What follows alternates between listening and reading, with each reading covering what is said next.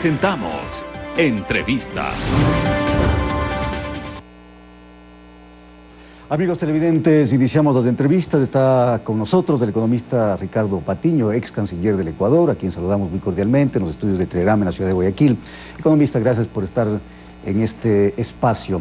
A propósito de la polémica que se armó la semana anterior, luego de esta sentencia de la Corte de la Haya que le obligaría al Ecuador a pagar alrededor de 9.000 millones de dólares en el caso Chevron.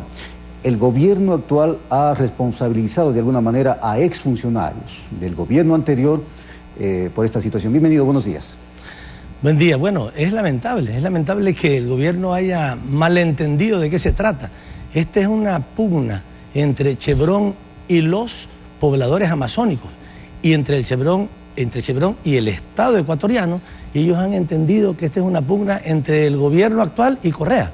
Entonces, tú puedes mirar incluso las declaraciones tanto del señor jurado como del procurador, casi que es una alegría que les da leer la información de lo que viene de la Haya. Bueno, no, o sea, claro, están prácticamente diciendo, bueno, hemos perdido, así que como hemos perdido, vamos a pedirle a Rafael Correa, a Ricardo Patiño, que paguen lo que gastaron mientras defendieron al Estado ecuatoriano. Eso es lo que hemos escuchado, lo que lamentablemente parece. Sí, se habla de exfuncionarios y de hecho están pidiendo el derecho a la repetición contra exfuncionarios. Pero ahí lo importante es preguntarse qué es lo que ellos hicieron. Tienen 1 año, 4 meses en el gobierno, se han dedicado a organizar los escándalos por todos lados, pero ¿qué hicieron en el caso Chevron?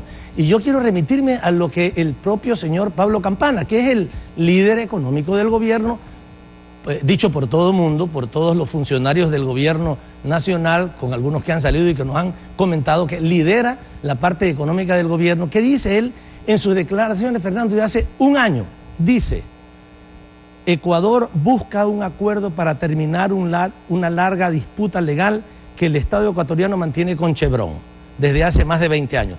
Es tiempo, dice, de sentarnos a dialogar, a aclarar lo que se tenga que aclarar. ¿Qué se tiene que aclarar? Chevron contaminó. No hay nada que hablar.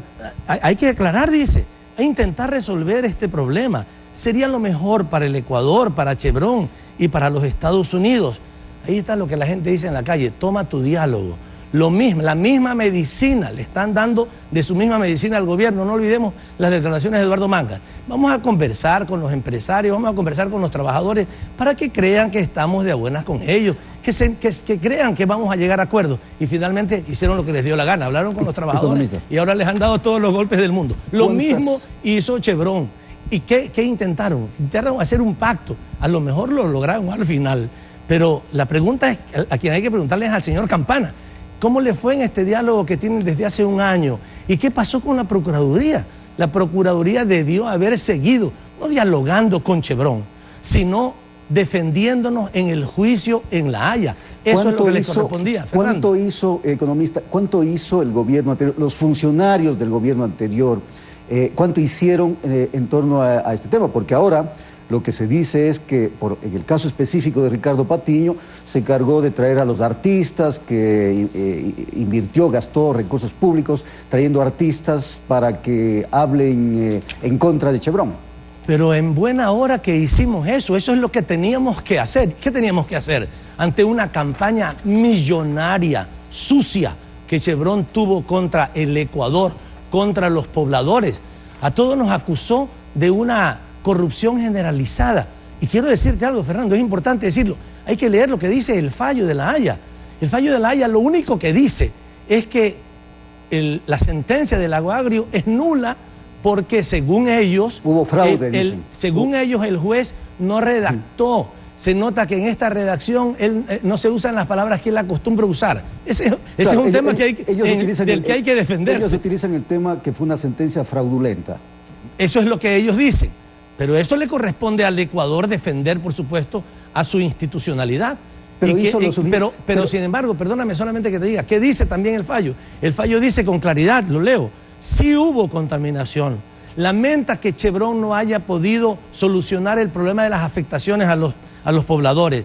dice claramente que no es cierto que hay corrupción generalizada o institucionalizada, que eran los alegatos de Chevron. Y dice claramente que el gobierno de Rafael Correa no intervino, no habló, ni sus funcionarios, ni nadie con las autoridades judiciales, ni durante ni después del juicio. Pero ¿cuánto hizo el Estado ecuatoriano, economista, en el pasado justamente para avanzar en este tema y tratar de buscar una sentencia, diríamos, favorable para el Ecuador, a más de traer a Mia Farrow y Danny Glover? Bueno, ese es el trabajo principal que se hizo a través de la Procuraduría. Es el procurador, el abogado del Estado, al que le corresponde hacer eso. Y ese es un trabajo que hizo la Procuraduría. El presidente Correa estaba semanalmente preocupado por este tema. Cada semana o cada 2 semanas se establecían reuniones para ver cómo iba el tema del arbitraje a nivel internacional, para ver que esto fuera avanzando. Pero esto corresponde, por supuesto, a una institución del Estado que se llama la Procuraduría General del Estado. El procurador de ese entonces era el responsable. Entendemos que lo hizo bien, porque eso es una función de no solamente de una persona, sino de una institución. Diego García, como abogado del Estado, le correspondió hacer ese trabajo y conocemos, entendemos que la defensa habrá sido hecha de manera correcta. Ahora, pero lo importante es decir, aquí hubo, lamentablemente, que es lo que tenemos que pensar, que hubo un pacto entre, así como el mismo pacto que hubo entre el gobierno y Odebrecht, para decir, ¿saben qué? Miren, nos callamos con ustedes, lo que queremos es denunciar al gobierno anterior, ustedes se vayan, y los dejó irse a aquellos que sí se declararon culpables, a los corruptos y corruptores de Odebrecht. Ahora resulta que a esta gran transnacional de Chevron, con ellos hicieron lo mismo, seguramente. Y si no, que nos explique Pablo Campana qué hizo un año conversando con Chevron. ¿No hay evidencias de este supuesto pacto que usted señala, economista? No, pero están locos. O sea, un derecho a la repetición significa que el presidente Correa y que los funcionarios del gobierno anterior tenemos que devolver lo que usamos para defender a la sociedad ecuatoriana. Bueno, ahí se habla de 10 millones de dólares que supuestamente malgastaron en esta campaña de la mano sucia de Chevron. Imagínate, Fernando, o sea, nosotros desarrollamos una campaña abierta, clara. Hicimos lo que teníamos que hacer, no otra cosa. Hicimos, no dudamos. Aquí estos señores han dudado y, insisto, les dieron de su propia medicina. O sea, Chevron seguramente se pasó conversando con el señor Campana, con cuántos otros más representantes. Tendrán que explicar también el señor Juan Sebastián Roldán su relación familiar con un abogado del estudio jurídico que defendió a Chevron acá. Eso es una cosa que tendrán que explicarlo ellos. Es una información de un opositor a nuestro gobierno, pero ellos tendrán que explicar qué hicieron. Nosotros hicimos lo que teníamos que hacer. No podíamos hacer otra cosa. Ante una campaña multimillonaria de Chevron, ¿qué tenemos que hacer?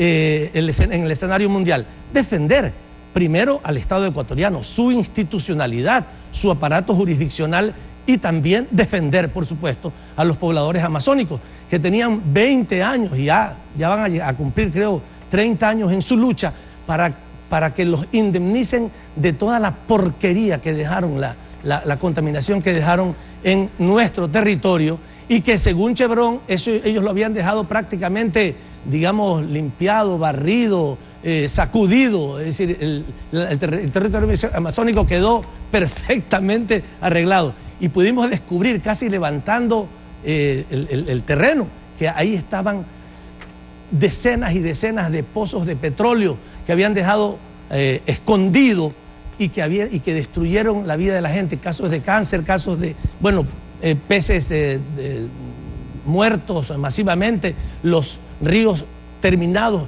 los campos inservibles.